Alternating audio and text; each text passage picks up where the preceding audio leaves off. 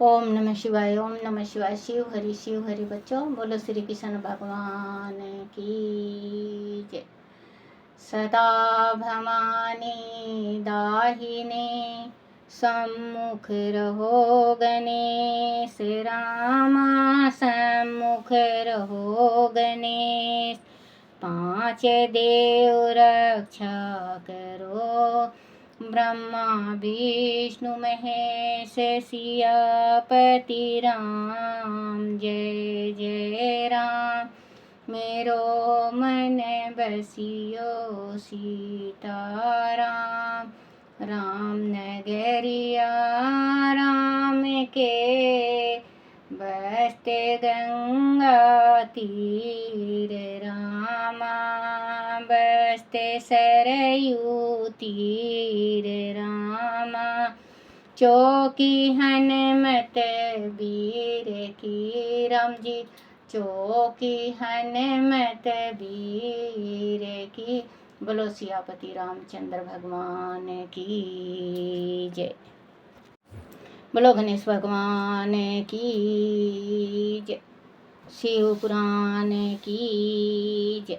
शिव पुराण में महेश्वर का ब्रह्मा और विष्णु को अपने निष्काल और सकल स्वरूप का परिचय देते हुए लिंग पूजन का महत्व बताना। नंदीश्वर जी कहते हैं, तदनंतर वह दोनों ब्रह्मा और विष्णु भगवान शंकर को प्रणाम करके दोनों हाथ जोड़ उनके दाएं बाएं भाग में चुपचाप खड़े हो गए। फिर उन्होंने वह साक्षात प्रगट पूज्य नियत महादेव जी को श्रेष्ठ आसन पर स्थापित करके पवित्र पुरुष वस्तुओं द्वारा उनका पूजन किया। दीर्घ काल तक अविकृत भाव से सुथिर रहने वाली वस्तुओं को पुरुष वस्तु कहते हैं और अल्प काल तक ही टिकने वाली क्षण भंगुर वस्तुएं प्रकृति वस्तु कहलाती हैं। इस प्रकार वस्तु के वह दो भेद जानने चाहिए। किन पुरुष वस्तुओं से उन्होंने भगवान शिव का पूजन किया वह बताया जाता है।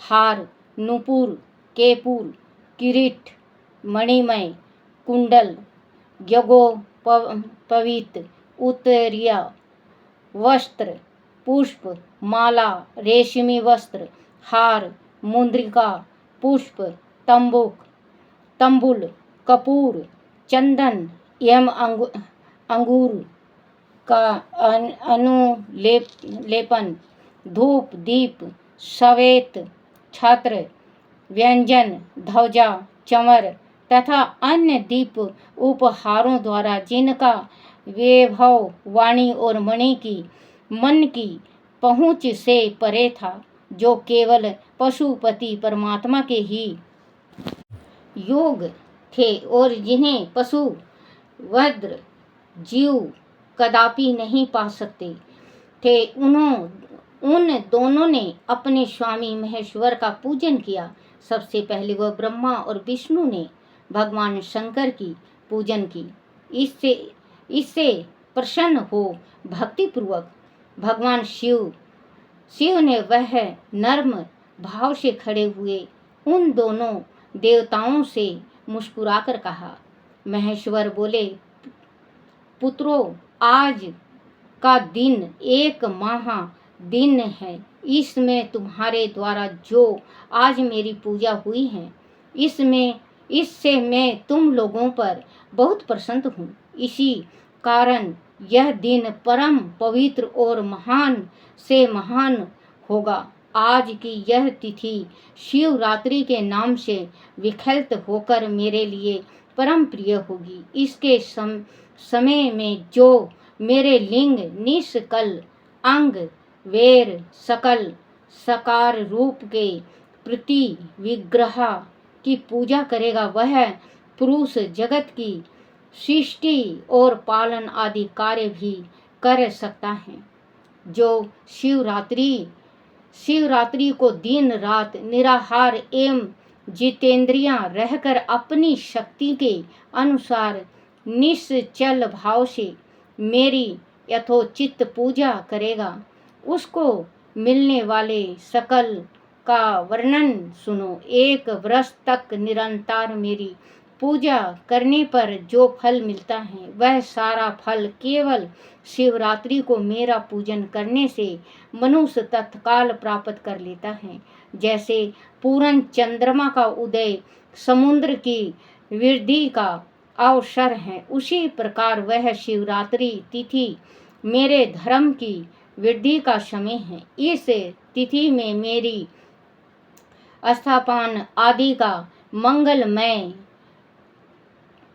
मंगलमय उत्साह होना चाहिए।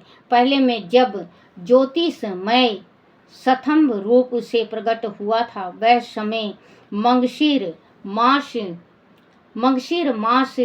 में आद्रा नक्षत्र से युक्त पूर्णवासी या प्रतिपदा है। जो पुरुष मंगशीर मास में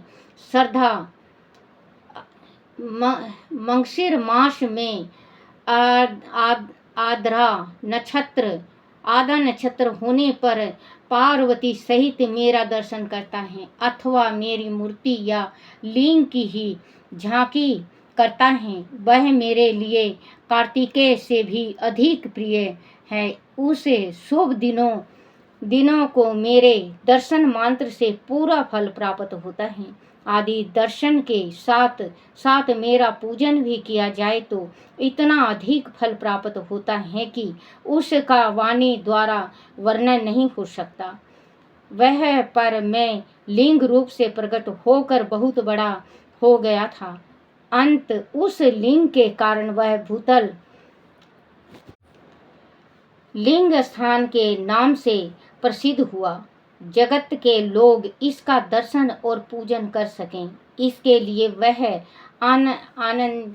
आनंदी और अनंत ज्योतिष स्तंभ अथवा ज्योतिषमय लिंग अथवा छोटा हो जाए अत्यंत छोटा हो जाएगा। यह लिंग सब प्रकार के भोग सुलभ करने वाला तथा भोग और मोक्ष का एकमात्र साधन है।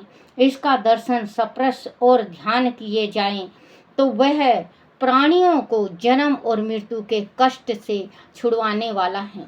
अग्नि के पहाड़ जैसा जो यह शिवलिंग यह प्रकट हुआ है, इसके कारण यह स्थान अरुणाचल नाम से प्रसिद्ध होगा। वह अनेक प्रकार के बड़े बड़े तीर्थ प्रकट होंगे। इस स्थान में निवास करने या मरने से जीव का मोक्ष तक हो जाएगा। मेरे दो रूप हैं, सकल और निष्कल। दूसरे किसी के ऐसे रूप नहीं हैं। पहले मैं स्तंभ रूप से प्रकट हुआ, फिर अपने साक्षात रूप से ब्रह्मा भाव मेरा निष्कल रूप है और महेश्वर भाव सकल रूप। यह दोनों मेरे ही सिद्ध रूप हैं। मैं ही परम ब्रह्मा परमात्मा हूँ। काल युक्त और अकल मेरे ही स्वरूप हैं। अकल मेरे ही स्वरूप हैं। ब्रह्म रूप होने के कारण मैं ईश्वर भी हूँ। जीव पर अनुग्रह आदि करना मेरा कार्य है। ब्रह्मा और केशव मैं इस सब से बहुत और जगत की वृद्धि करने वाला होने के कारण ब्रह्मा कहलाता हूँ। सर्वत्र सम रूप से शीतल और व्यापक होने से मैं ही सबका आत्मा हूँ। सर्ग से लेकर अनुग्रह तक आत्मा यह ईश्वर से भिन्न जो जगत संबंधी 5 कृत्य हैं, वह सभी मेरे ही हैं। मेरे अतिरिक्त दूसरे किसी के नहीं हैं, क्योंकि मैं भी इसका ईश्वर हूँ। पहले मेरी ब्रह्म रूपता का बोध करने के लिए निष्कल लिंग प्रकट हुआ था। फिर अज्ञात ईश्वर तत्व का साक्षात्कार करने के निमित्त में साक्षात जगदीश्वर ही सकल रूप में तत्काल प्रकट हो गया। अंत मुझ में जो इस तत्व है उस से ही मेरा सकल रूप जानना चाहिए, तथा जो वह मेरा निष्काल स्तंभ है, वह मेरे ब्रह्म स्वरूप का बोध कराने वाला है, वह मेरा ही लिंग चिन्ह है। तुम दोनों प्रतिदिन यह रहकर इसका पूजन करो, यह मेरा ही स्वरूप है और मेरे समीप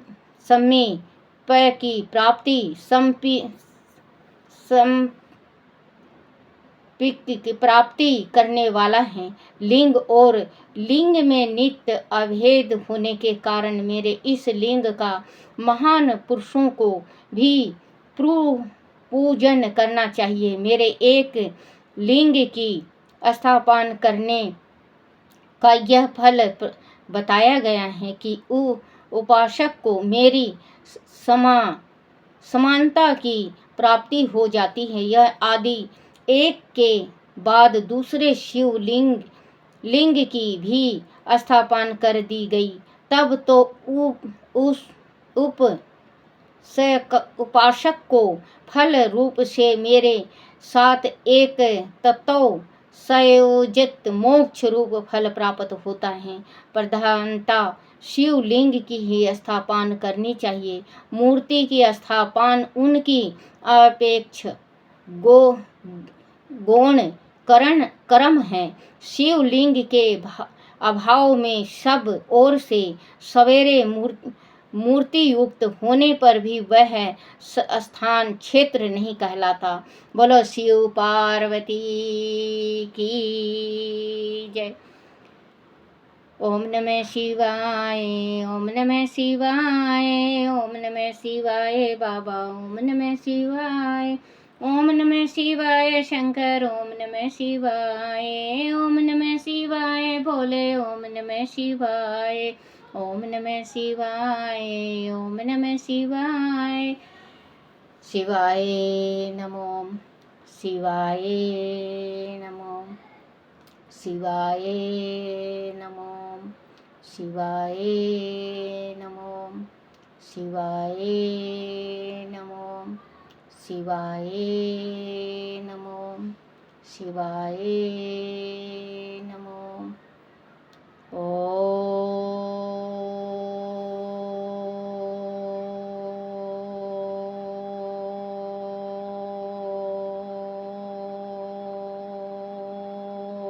नमः शिवाय। बोलो शिव पार्वती की जय। बच्चों, आज मैं छोटा सा उपाय बता रही हूँ।